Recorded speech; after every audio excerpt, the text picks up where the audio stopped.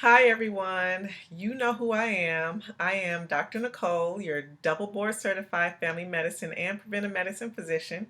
I help busy professionals use preventive and integrative therapies to not only improve the symptoms of many illnesses, but to cure some illnesses and truly save lives. Through my programs, books, and seminars, you will get healthy and stay healthy. You can find me on all social media platforms at drnicollemd.com. That is DrNicolememd.com. So today we'll talk about lead and your health. So the Flint water crisis is one of the worst examples of environmental injustice in recent U.S. history. Since the early days of the environmental justice movement in the 1980s, many studies have revealed a pattern across the country. Certain communities are excessively burdened by environmental pollution and health risks. Like Flint, those places tend to be locations where poor people and people of color are concentrated. So the Flint water crisis began in 2014 when the city switched its drinking water supply from Detroit's system to the Flint River, which contains high amounts of lead and other toxins to save money. So the water was not tested and treated adequately, which caused major water quality and health issues for Flint residents. These issues were chronically ignored, overlooked, and discounted by government officials, even as there were numerous reports that there was a major change in the water's color, smell, and taste, which was causing skin rashes, hair loss, itchy skin, behavior problems, etc. So you may ask me, what is lead? Lead is a naturally occurring heavy metal that has been taken out of the earth and used in brass, in water pipes, and solder. Lead can still be found in lead-based paint used in older homes, contaminated soil, household dust, large water sources such as rivers, lakes, and drinking water pumped through leaded pipes, ammunition, lead crystal, lead glazed pottery, airplane fuel, some toys, and some inexpensive metal jewelry. So you may ask, how does lead get into the body? Lead can get into your body in two ways: through breathing it in or ingesting it. A small amount of lead will pass through your skin and into your blood if it is not washed off, especially if you have any cuts or scrapes or any open skin. For example, lead can enter the body through eating or inhaling paint dust or chips. The soil around your home can pick up lead from sources such as exterior paint. Lead can also enter your drinking water through your plumbing and or your local water sources. So how is lead harmful in your indoor water? Lead acts like a poison when it gets inside your body. It does not allow calcium to work as it should in your body. So what happens if someone drinks water that contains lead? It can cause damage to the brain, red blood cells, kidneys, and even the liver. Infants and young children are more at risk of having elevated blood lead levels above 10 mics per deciliter. The National Primary Drinking Water Regulations set an upper limit of about 15 parts per billion for lead in drinking water, which there is really no safe level for lead in drinking water, mind you. Some health effects are found even at low blood lead levels, less than 5 mics per deciliter, including lower IQ scores, decreased academic achievement, and increases in both behavioral problems and attention-related behaviors. There is a wide range of lead-associated behavioral effects in the areas of attention. Attention deficit hyperactivity disorder, or we normally say ADHD, is one example on the more severe end of the spectrum. So in adults, some health effects include decreased kidney function and increases in blood pressure, fertility problems, including delayed conception and adverse effects on sperm and semen, such as lower sperm counts, and motility, and nerve disorders such as tremors, cataracts, and reduced fetal growth during pregnancy. So how can lead get into your water? Lead gets into your water through lead pipes in your home, brass faucets, lead solder used to join the copper pipes. So a lot of people may ask, and I definitely wanted to know this too, how can I protect my family from being exposed to lead? So prevention is the best way to protect your family. You and your healthcare provider are actually in an excellent position to prevent and detect lead exposure and the associated health effects.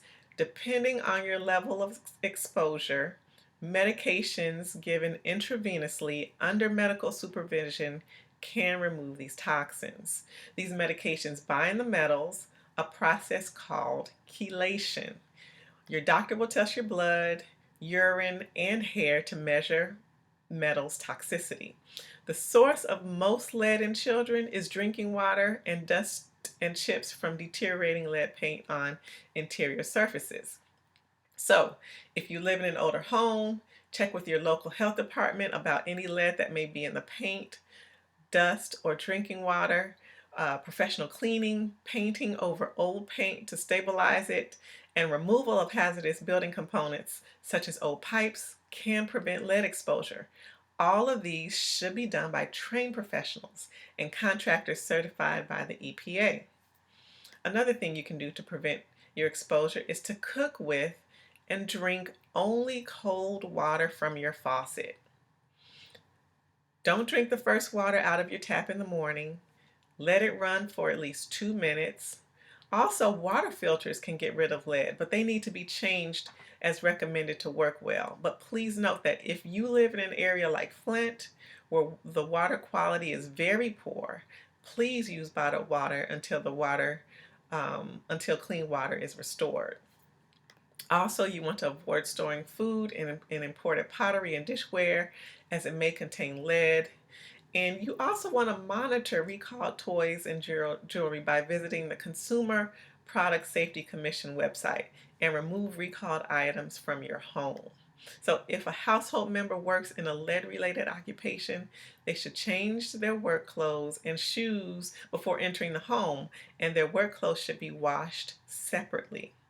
So a lot of people want to know, well, how do I get this lead out of my body? Like I say, speak to your doctor. You may need to get tested. Number two, there is actually a heavy metal detox diet that you can consider consuming.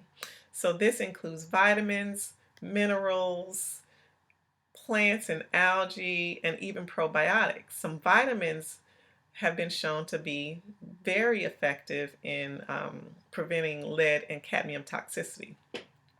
So vitamin B1, which is thiamine, and B6, which is pyridoxine deficiencies actually enhance sensitivity towards lead and cadmium toxicity.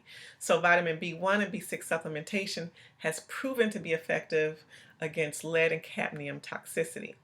Vitamin C is a powerful antioxidant and it helps remove lead from the body with a similar potency to that of EDTA.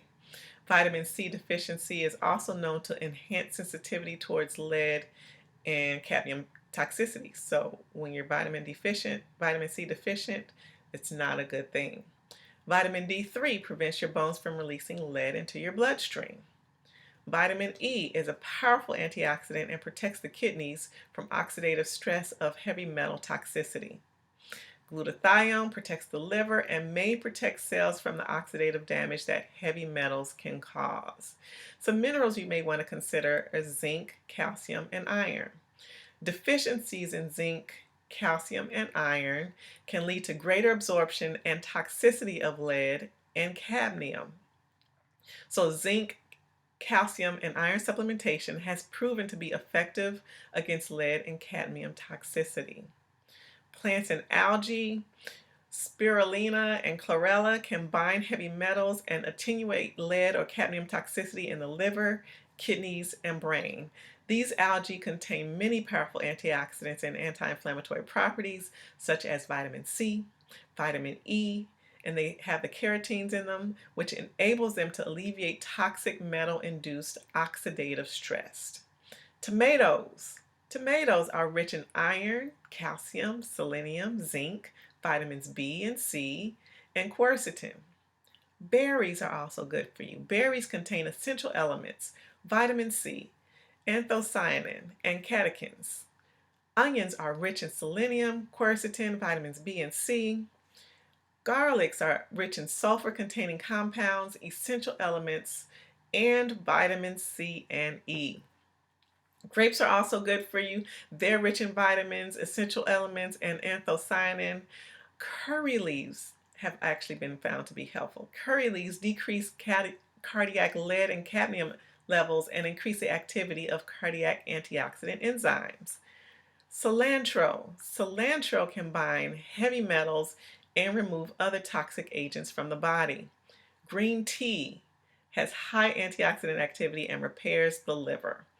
Ginger has high antioxidant activity and protects the kidneys. So these plant sources are natural antagonists to lead and cadmium toxicity and should be consumed on a regular basis. Even probiotics have been found to be helpful. So some species of lactic acid bacteria, or we commonly call them labs or LABs, including Lactobacillus rhamnosus, L. plantarum, and Bifidobacterium longum, are capable of binding heavy metals. These labs are also known to have antioxidative properties.